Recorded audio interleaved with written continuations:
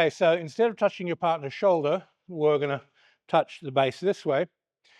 And then while we're sinking down, we're going to make the left hand magnetic and create the effect with the magnetic hand, or the right hand electric and create the effect with the electric hand, and then together at the same time. And you can do more with one hand, now I'm using the left, or more with the other hand.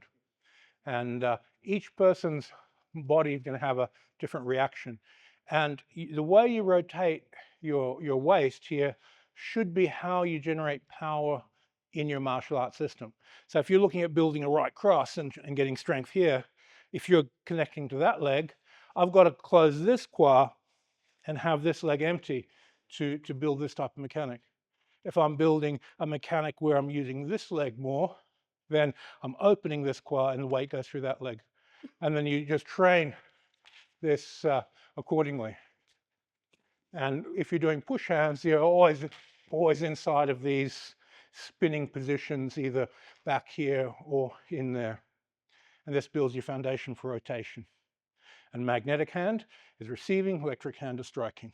But here we're just doing it to move your partner around to get the relationship mechanically into your system.